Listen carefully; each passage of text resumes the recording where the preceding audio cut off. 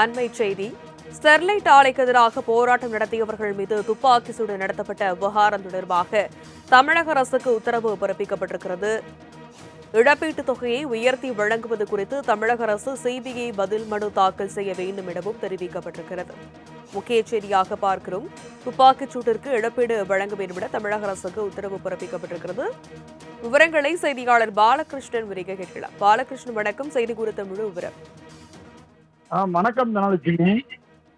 மதுரை பிபிகுளத்தைச் சேர்ந்த கதிரேசன் என்பவர் உயர்நீதிமன்ற மதுரை கிளையில் தாக்கல் செய்த மனுவில் தூத்துக்குடியில் ஸ்டெர்லைட் காப்பர் நிறுவனத்தை நிரந்தரமாக மூடக்கோரி போராட்டம் நடத்திய அப்பாவி மக்களை சீருடை அணியாத துப்பாக்கி சுடும் வீரர்களை பயன்படுத்தி காவல்துறையின் நிலையான உத்தரவுகளை பின்பற்றாமல் சீருடை அணியாத துப்பாக்கி சுடும் வீரர்களை கொண்டு அவர்களின் முக்கிய உறுப்புகளில் சுட்டுக் கொண்டதற்கு பொறுப்பான எதிர்மனதாரர்கள் மீது குற்றவியல் வழக்கு பதிவு செய்ய வேண்டும் என மனுவில் கூறியிருந்தார். இந்த மனு நீதிபதிகள் கார்த்திகேயன், சக்திவேல் அமர்வு விசாரணைக்கு வந்தது.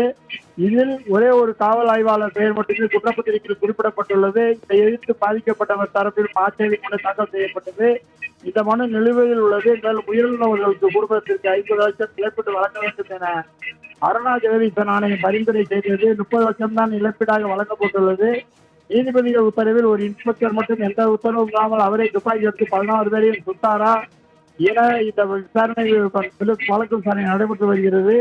அருணா ஜெகதீசன் ஆணையத்தின் அறிக்கையில் தமிழக அரசு எடுக்கப்பட்ட நடவடிக்கை என்ன, தொடர்புடைய காவல் வருவாய்த்துறை அதிகாரிகள் மீது துறை ரீதியான நடவடிக்கை என்ன, தனிப்பட்ட ஒரு விசாரணை அமைப்பிடம் விசாரணைக்கு ஒப்படைக்கும் எண்ணம் உள்ளதா, இழப்பீடு தொகையை உயர்த்தி வழங்க முடிவு உள்ளதா, சம்பவத்தை உள்ளிட்டவை குறித்து தமிழக அரசு சிபிஐ கணக்கில் பதில் மனு தாக்கல் செய்ய உத்தரவிட்டு வழக்கை ஒத்திவைத்துள்ளனர்.